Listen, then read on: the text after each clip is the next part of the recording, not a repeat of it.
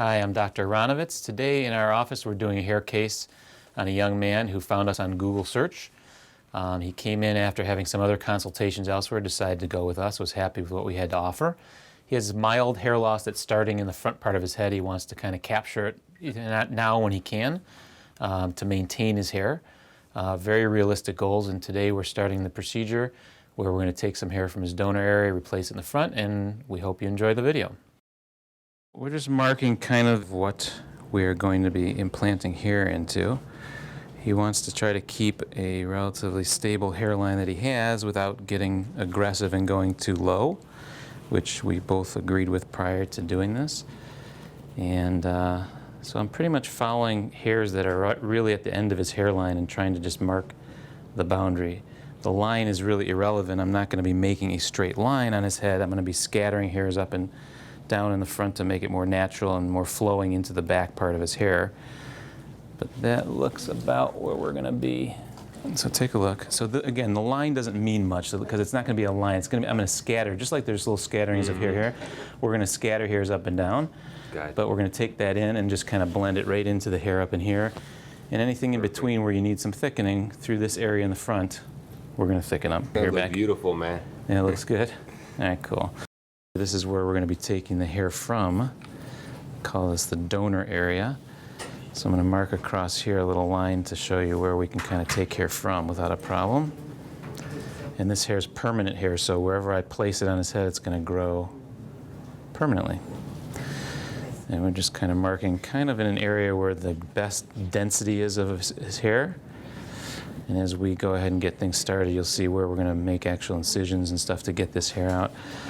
We're just going to trim the hair down in this area. It makes it easier to work with when we have shorter hair. So I'll just trim this back. This hair that I'm trimming obviously doesn't do anything for transplants. We're not even after the hair in this situation. We're just after underneath the skin. And you'll see in a moment the follicles, because that's the organ that grows the hair. So this patch of hair is his donor area that we're going to take from. He's got real good laxity in his skin, so it'll be real easy to close that up. And I am going to use some lidocaine to freeze the area now. With it, I use a little finger vibrating machine that helps to kind of soften the blow a little bit. You're going to feel little picks back here now, okay? Shouldn't be terrible for you. Little picks and some burning with this. This is the medicine going in. Once this goes in, you're going to be all numbed up and ready to go. So once this procedure is complete, what is recovery like? So recovery, there's about a 7 to 10 day window where the little hairs that we move from here to the front of the head stay in place. And then typically, probably 90% of the time, 95% of the time, they fall out. And you kind of look like you did when you walked in to have the procedure. Then it takes about 4 to 6 months for that follicle that we buried underneath the skin to start to regenerate a new hair. And then that hair just grows permanently. You can cut it, dye it, whatever you do normally, you can do with that hair. It's going to just be from this position to the front and grow in its new spot. That's all it is.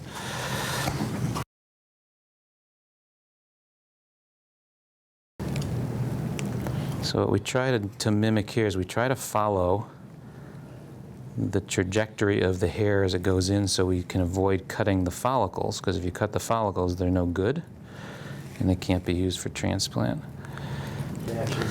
So beneath all the tissue under the skin called the subcutaneous tissues where the follicles live. And you can see that's the grafted piece that we're going to now pass off to the technicians. You can see the follicles along the edge here. I'm a little bit lower than that, and they're going to divide these up into the grafts. I'm going to pass this off right now.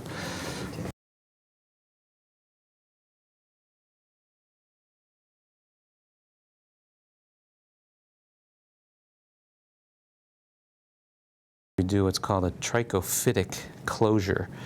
So I'm actually going to cut some of these hairs just above the follicle still, but below the skin level, so that when I close this, you'll see that I can cross this over, and the follicle that's left behind will actually grow through the scar tissue most of the time, and you can't see the scars at all when they're fully healed. It's one of the big advantages. I do a 2-layer closure of the hair, where we do what's called a subcutaneous stitch first. These stitches that I'm putting in are dissolvable stitches. and they're going to help just draw together the bottom part of the incision site. And then I'll use a different one on the surface. It closed up really nicely all the way along here. Those sutures will stay in 7 days. This layer on the top will have to be pulled out. The layer I put underneath the skin will dissolve. That takes upwards of a month usually. Wow. Once it's here and dries, you won't see it at all. And that's that. Okay, I gotta freeze this front part too, okay? So again, series of a little bit of picking up in here, I'm sorry. This is a little more sensitive in the back sometimes, but I'll go real slow. And again, once this is over, you shouldn't feel anything else all day long. A lot of people's biggest concern, aside from the way they think what's it gonna look like when it's all done and grown in, that's just really hard to tell them, is the fear of the procedure going to hurt them. And as you can see, I mean, it's pretty comfortable. We take our time to do this, and once it's really injected, there's no discomfort. Typically, we have the television going, they listen to radio. Most people kind of doze off. They can watch a movie. And the great thing about the procedure is it's really not a sterile procedure. It's more of a clean procedure, which means that people can get up during the case, use the restrooms, get a drink or a snack or lunch, whatever. And it makes it really kind of comfortable. Previous to the procedure, I cut up a lot of basically a Zacto blade. And what we do with it is we fashion different sizes of widths of the blade, and we match them to everyone's follicle, so it's kind of like an individual custom fit. So what I've done here is I've just chosen one that I think is going to work well with his follicles. So I've matched the width and the length to that follicle. Wow. So when I go ahead and make this little incision, which I'm going to do right here just to test an area, that's going to be exactly the same size as this. So when it fits in there, it's got a custom fit to it. Now I pretty much buried it right up to the skin level of what they cut. So now, as you can see, there's just a small hair sticking out of here. Mm-hmm. That, again, will fall out, but the follicle's underneath, probably about 1 millimeter or 2 underneath the skin. Mm-hmm. I'm going to take this one out again, and as I take it out, you'll see the length of it better. So the follicle was buried all the way into there. Wow. And that will stay in. There's tissue sticky properties of platelets and things like that that hold it in place. Mm-hmm. And after 24 hours, it's really stuck in there. You have to actually pull on it hard to get it out, so there's no risk of losing them after that time frame. And that's pretty much the ticket. So in this part of the procedure, I got to count and keep track of what I'm doing. Okay. But you'll see that instead of, I'll go first along the line that I made to kind of mark as the chalk kind of thing will wear off of there, and I want to remember where it is. So I'm going to kind of start making openings.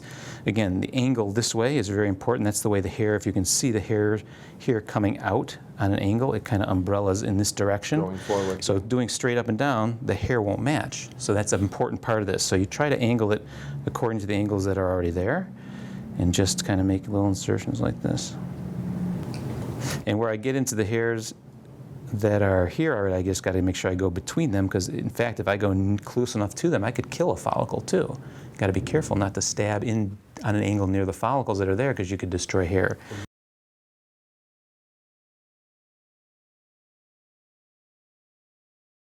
So what I've done is I just established that front line. Mm-hmm. I'll probably come back through it a little bit to fill in some spaces as we go, but now I'm going to start from here and thicken and go forward to it.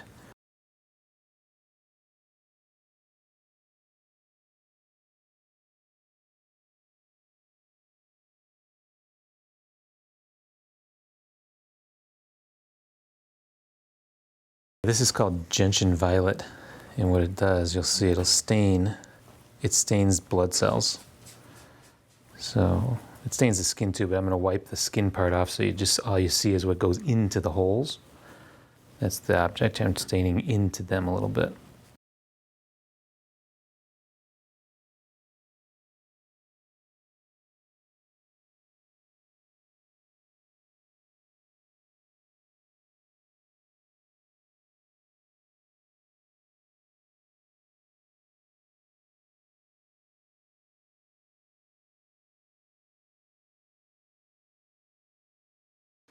Hi, so we're just finishing up some touches on the procedure here today, placing the last few grafts. We did about a 1,200 graft procedure.